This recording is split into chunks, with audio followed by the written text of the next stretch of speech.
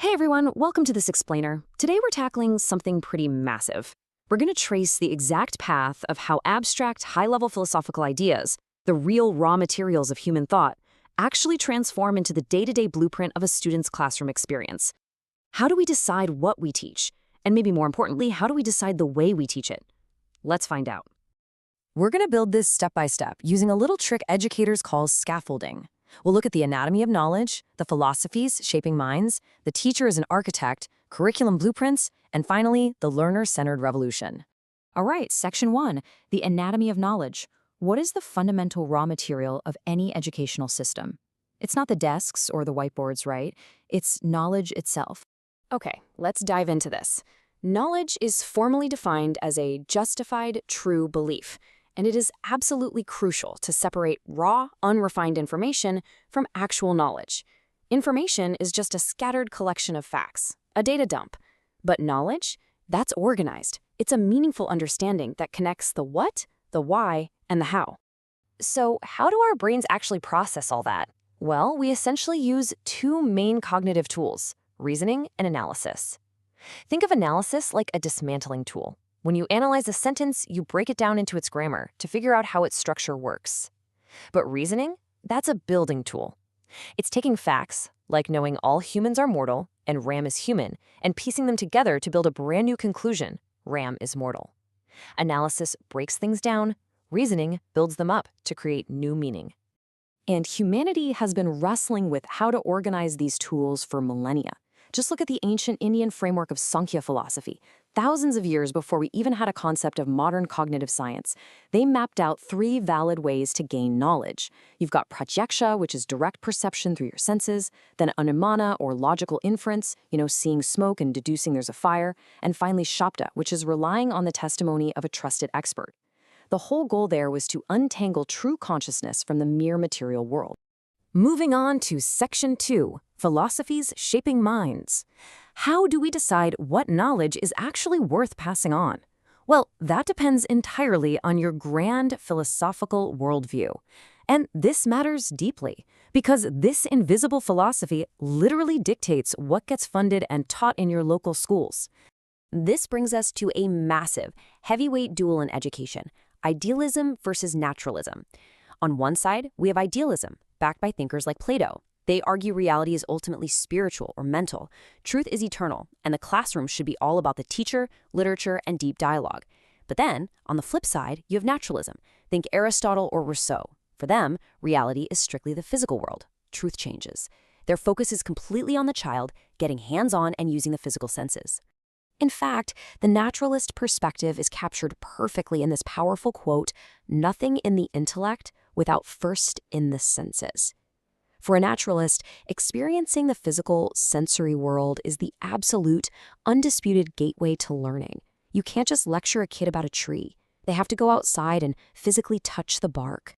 And since naturalists rely entirely on the physical world, they extract knowledge using a very structured set of physical steps.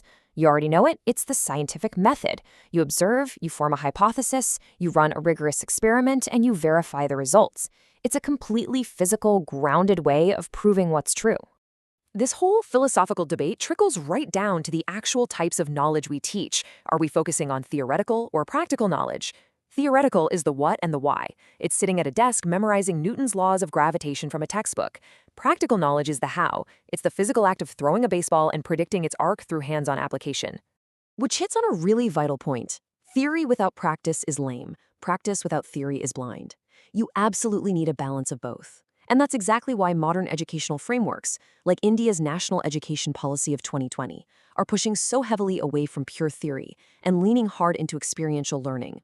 All right, Section 3, the teacher as architect. We've got the raw materials, we've got the philosophical foundation, but who actually builds the house? The teacher acts as the critical bridge between these abstract concepts and a student's brain. Teachers essentially juggle a massive dual role here: assimilation and dissemination. Assimilation is an internal process.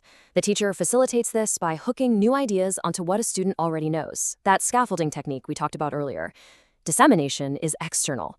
It's spreading that knowledge outward into the community, using communication and digital tools.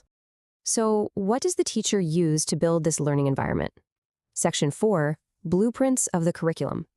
This is the tangible architectural plan for education.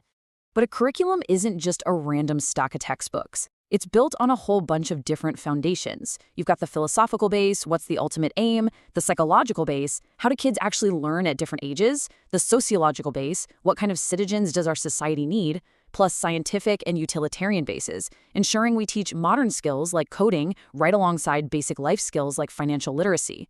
The blueprint pulls from everything from historical traditions to modern AI. Now, what's really fascinating here is the tension between treating the curriculum as a process versus a product. The product is the fixed destination, right? The measurable exam results. Because let's be real, society loves a grade you can stick on a refrigerator. But the process, that's the dynamic, flexible journey and the actual learning experiences along the way. An effective educational blueprint has to balance both, the joy of the ride with the necessity of the destination. Which brings us to our final section, Section 5, the learner-centered revolution. We're zooming the lens all the way in now, focusing right on the student. The thing is, these blueprints are never set in stone. They're constantly morphing. Societal values evolve, job markets suddenly demand a million robotics experts, political policies shift. Even global research, like a dip in international test scores, can force educational boards to scrap rote memorization entirely and prioritize actual competency. And that leads to the biggest showdown of this explainer: subject-centered versus learner-centered design. In the traditional, old-school subject-centered model, the textbook is king. It's all about memorization and standardized testing. But the learner-centered model completely flips the script. It's entirely focused on the student's needs and active projects. Instead of forcing a child to passively memorize geography facts, a learner-centered curriculum has them out interviewing neighbors, collecting data, and physically building a map of their own town. So, we're seeing this profound shift in modern education, moving away from subject worship and moving toward child worship.